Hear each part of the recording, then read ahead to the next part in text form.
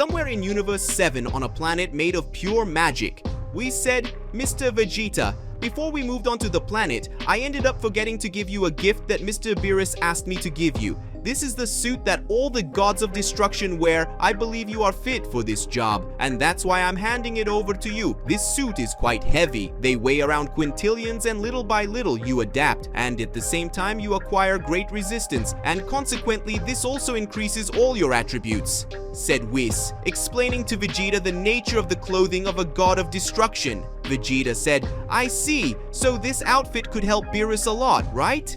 It being heavy is not a problem. I will adapt quickly to it. It will be easy. Speaking of resistance, I think this outfit is probably one of the reasons why Lord Beerus resisted my attacks in Super Saiyan 2. If that's the case, then this outfit is perfect for battles. In addition to increasing resistance to absurd levels, I think combining this with my Ultra Ego form will greatly increase my powers, said Vegeta, excited about his God of Destruction outfit. Guys, before continuing this epic story, I left your like to help the channel, and of course, if you can, I also left a super thank you and help the channel financially, and also subscribe to the channel so you don't miss any news. Now let's go back to the video.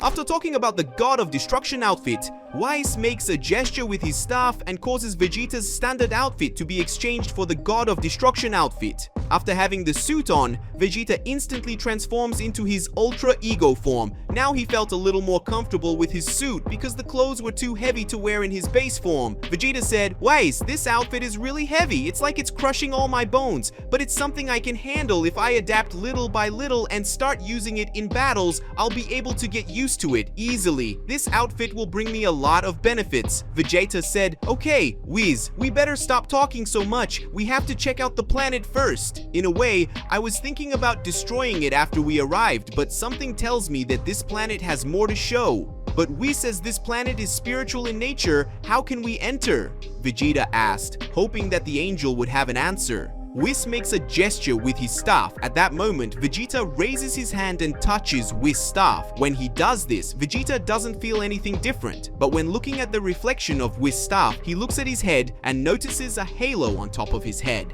Whis said, okay, the problem is solved now. I hope you don't get mad about it, Mr. Vegeta. If you want to enter this planet, you will obviously have to share its same nature. The only alternative was for you to die. And then I decided to take his life, but for some specific reason, I don't know why, but his soul didn't go to the other world. Whis said with his hands on his chin, trying to think of a logical answer. Vegeta said, I wouldn't get mad at something that benefits me, but it's really strange that I'm not taken to the other world. Anyway, let's go to the planet.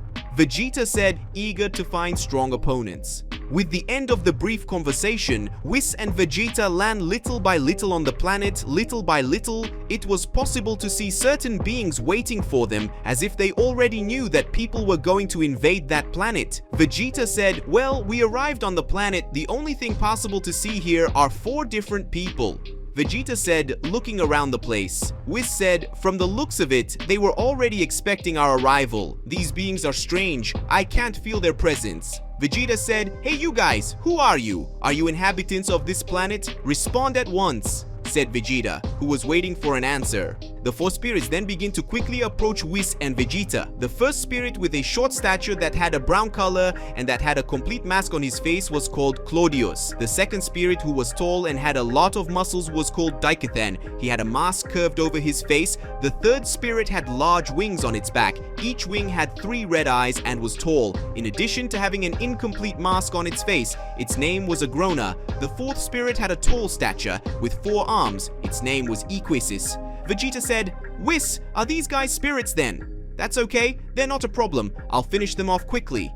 After doing this, I will destroy this planet, said Vegeta, putting himself in his combat pose. The spirits begin to attack Vegeta. Combining their attacks, they quickly begin to corner Vegeta, who was unable to move and was receiving several punches. Vegeta regains his Compulsor and grabs Equasis's left arm and Daikathan's right leg and throws them away. After that, Vegeta goes up to the 4 spirits, and then he prepares 2 energy attacks in his hands and releases an immense blast of energy at everyone, covering the entire place where they were. Vegeta said, Is that all you have to show? Said Vegeta, convinced of his victory. Suddenly, when the prince's back was turned, the spirits re-emerged from the brief smoke screen that was dispelled. He looks back and sees that they were alive, and they were completely unharmed. So Vegeta decides to use his energy of destruction and uses Hakai to end it once and for all. Vegeta said, "What? As? Isn't the energy of destruction effective on these spirits? But Hakai is supposed to erase everything from existence, right? I don't understand anything anymore." What the hell was said? From what it looks like, these spirits are not common. They seem to be immune to both divine ki and normal ki. But what is surprising is that they are immune to the technique of the gods of destruction. If they are immune to this, perhaps they are beings that are no longer normal spirits, Whis said, explaining the situation. Vegeta said, "I understand. Divine ki and normal ki don't work. I didn't want to admit it, but these bastards are going to be a lot of work." "Very well then, if both types of ki don't work, then I will use brute force," said Vegeta, who was convinced he could win. Vegeta goes towards the spirits again. More specifically, he goes towards Agrona and starts throwing consecutive punches to his face. However, Agrona counters the blows with a big headbutt that breaks Vegeta's defense. But Vegeta doesn't give up and gives a kick to the spirit, but he doesn't feel anything. And then, Agrona takes Vegeta's head and sinks it into the ground, causing a large crater in the ground.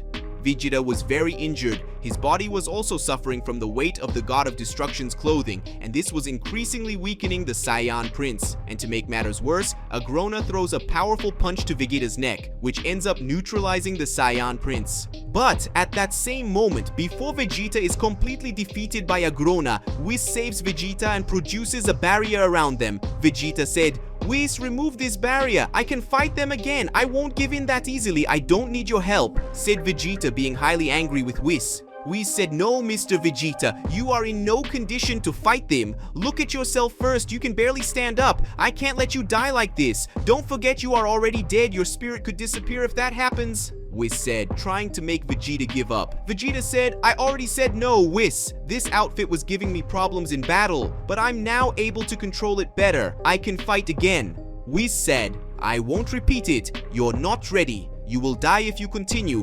What would become of your wife and your family if you died like this?